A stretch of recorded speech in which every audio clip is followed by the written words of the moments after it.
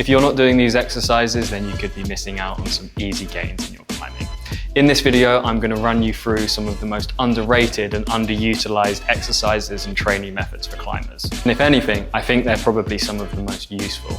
I'm Buster, a climbing coach. I climb with and work with some of the best climbers in the world, as well as working with regular climbers and those just starting their training journey. The first thing which is underutilized by climbers is training itself. And I know you're probably used to hearing the opposite, that we should be climbing more and physical strength doesn't matter that much. Of course, climbing is a beautifully complex sport with good movement and tactics being one of the most important things.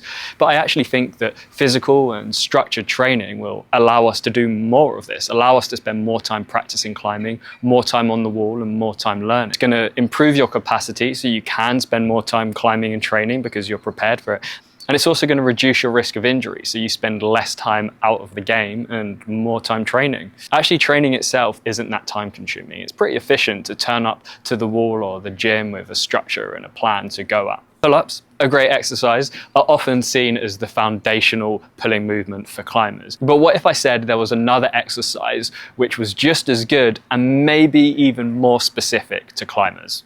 Rowing or horizontal pulling movements tend to be more of a specific movement pattern to what we're doing onto the wall. If you picture yourself on a steep wall, you're not just pulling yourself down into the overhang, we pull ourselves into the wall, which is very similar to what we do when we do rowing movement. One of my favorites is probably a seated row with a cable machine. It's really solid and stable and you're able to produce high amounts of force. But exercises like incline rows on rings or on a bar give you a really good opportunity to see how specific and transferable they are to climbing.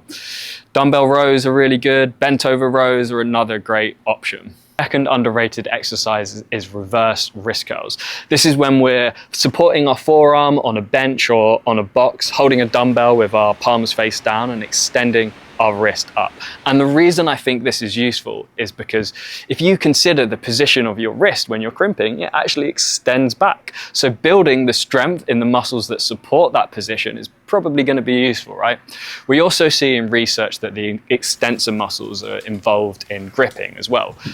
Commonly, these are seen as more of a prehab or a rehab exercise to try and avoid or minimize some imbalances, but I'm not sure how important it is for us to be trying to find balance between the muscles in the front and the back of our forearms. But that's not to say we shouldn't be strengthening them and using challenging loads that take us close to failure. For an exercise like this, you could try 3 sets of 8 reps at a level where you might be able to manage 1 or 2 more reps. This third one might be a little bit controversial. Its effectiveness in training for climbing is often debated, but I personally think it's one of the most useful exercises that we can do. The first benefit of the deadlift or hip hinge movements is actually to improve our core strength or tension whilst on the wall.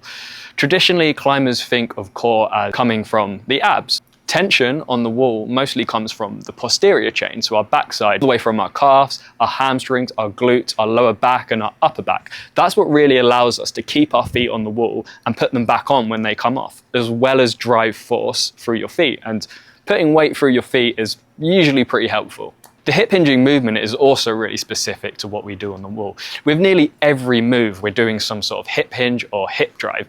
If you watch someone climb, you'll notice how on many moves, they're moving their hips from a position further away to the wall and then hinging them forward and moving it close to the wall.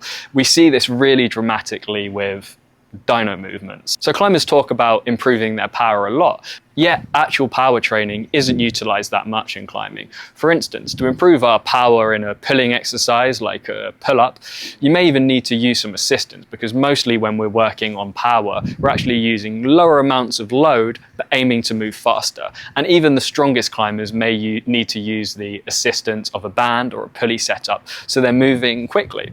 If you think about when we're climbing on the wall, most of the time we've got the assistance of our legs. So actually when we're doing body weight pulling exercises, the load is too high to be improving your power effectively, and having some assistance is probably going to be more specific to what you're doing on the wall. Finally, an on-the-wall training method which you could probably be improving your technique, skills and strength with is repeating boulders. I really support the idea of doing lots of new moves and getting lots of new experience, but often in climbing we see success as getting to the top. which it is. And I'm all for having savage battles, getting messy and getting to the top by any means necessary. But for your long-term progression, it can be sometimes useful to take a step back and re-climb those boulders and see what you can learn, either by improving your climbing movement or just trying different things. So you can do repeat on these boulders to actually take out some of the skill aspect of climbing so that you can focus on physical aspects, for instance, doing higher volume bouldering sessions or interval bouldering sessions. And having that repertoire of boulders is going to allow you to walk into the gym, know exactly what boulders are going to give you the appropriate intensity. If you want some more no-nonsense and evidence-based training advice, there's a link in the description for my free finger training guide. So in this video, I've spoken a lot about how some of these exercises are specific to what we do on the wall. But what I think is important to note is that we don't try and make our off-the-wall training too specific to climbing. We don't want to be mimicking climbing movements off the wall, but we do want to consider different movement patterns, different speeds, different intensities, and try and make them similar. But really, we should view our resistance training as a way of building general physical qualities, strength, capacity, which we later apply and get specific with on the wall.